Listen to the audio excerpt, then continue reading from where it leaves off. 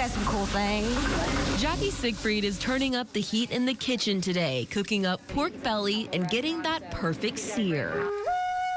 Chef Jackie is the owner and chef at Native, a Broken Arrow restaurant serving Native American food and native to Oklahoma ingredients. She uses as many local meat suppliers as she can find. We get it from the Cherokees, we get it from the Quapaw, we get it from Loop Square.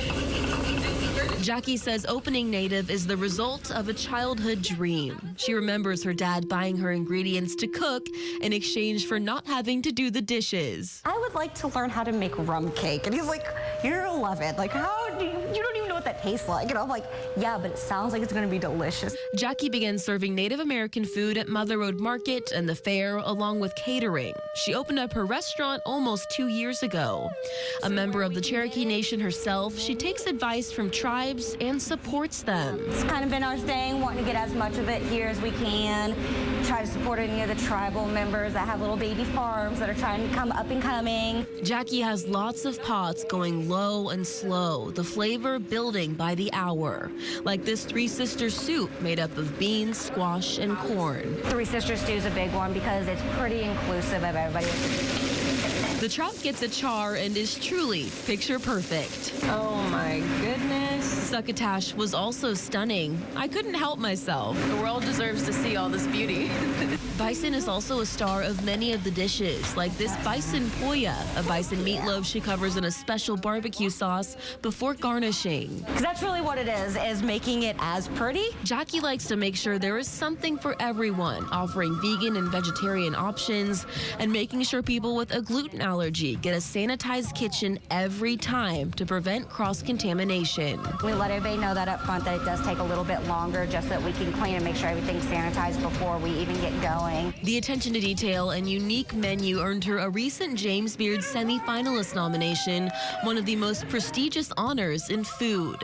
It's already bringing new customers to the restaurant, eager to get a taste of items like the trout she drizzles in chimichurri. So we've gotten a lot of feedback.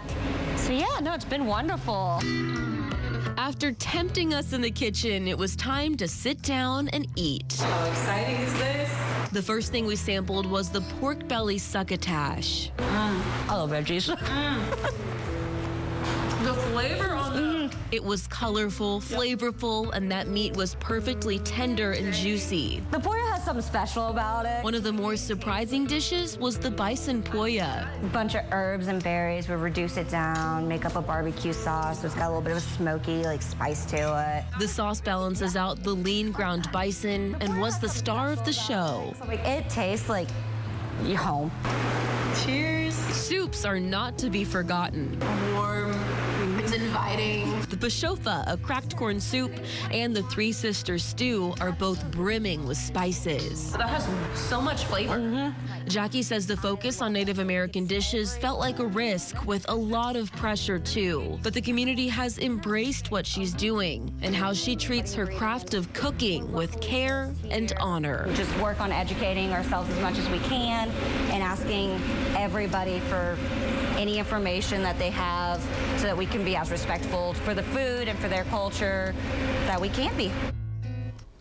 I've been wanting to try this restaurant. Kristen, the thing that always strikes me every time you go and do this, you get to really connect with the chefs. We don't often get that experience when you go and sit at the restaurant and get to have the meal, but you got to, especially for this one, sit with the chef. Talk to me about her. Something that's really opened my eyes about this whole process, like you were saying, is you take it for granted when you're eating a meal and you don't really think about who's behind it as much, and you see these people with the big personalities, and she was so cool. I just love that she puts all of her background into what she cooks and creates, and again, we've seen a lot of really incredible spots. So looking forward to next week. Okay, where'd you go? We're going to our first food truck. It's called the Bayou. It's in Broken Arrow, and it was Cajun food. I mean, it's just top notch. They knock it out of the park. So look forward to that one, and keep those recommendations coming. Looking for the unique, especially hole-in-the-wall restaurants all over Green Country. Go ahead and send me an email. It's kristen.weaver@griffin.news, and check out all the behind the scenes on my food Instagram, Chris Eats.